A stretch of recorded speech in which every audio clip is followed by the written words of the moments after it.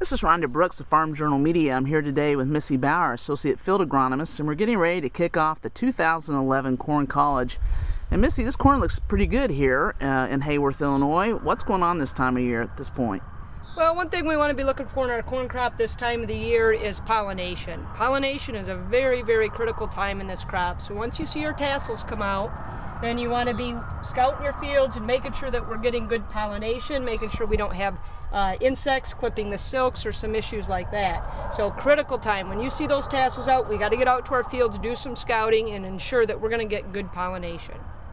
What else is going on? It's really hot. What would you want to say about heat? I am pretty concerned about the heat stress, and depending on where your maturity at in your corn right now, it's going to have a big or a less of an impact. So in this corn right here that's just getting into pollination, going to get into that blister stage, when we get this extreme heat stress, we could start aborting a lot of kernels. So I am concerned even after we get pollinated, having heat stress where we could abort a lot of kernels back and lose some potential yield. So heat stress is a big factor, even if you're not under moisture stress. Just the heat alone can be a problem. So should you be checking for heat stress in the corn? I mean, does it? Well, our biggest thing is going out to the fields. Once we get this pollinated, you'll be able to tell if we have heat stress as far as if we start aborting some of these kernels back. Okay. So it's going to show up, maybe in another week, 2 weeks, where you'll see some of the effects of it. Obviously, there's not much we can do about it except get a handle on where our fields are at and what kind of yield potential they end up having from a marketing perspective. So the point is, diagnostically, you'll know if it's heat stress.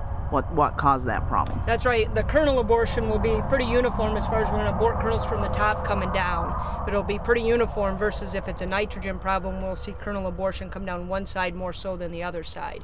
But what you need to take notes of are which fields are at which growth stages during this heat stress. Because if we've got a field that isn't at this growth stage yet, maybe it's not going to be affected as much. If we're already got one beyond some of these critical growth stages, that blister and just after blister, then maybe we won't have as big of an issue. Okay. So the timing of the maturity on the corn where we're at versus the actual heat that we're getting. Okay. What about pests? What's happening with insects, bugs this time of year? Well, I'd say from an insect perspective, just the silk clippers we talked about as far as pollination. Another thing, especially in some of the more northern areas where we're just starting to have to deal with western bean cutworm, we're seeing some flights of western bean cutworm. So what we do there is monitor moth traps. Once we see peak flight occur, then we go out and we'll scout for egg masses on the upper surface of the leaf and try to make some decisions on thresholds at that point, whether or not we need to be doing any spraying for them. It's also, from a genetic perspective, there's traits in some of the corn that controls it, other packages don't, so understanding that side of it with western bean cutworm is important as well. Okay, thank you for your time.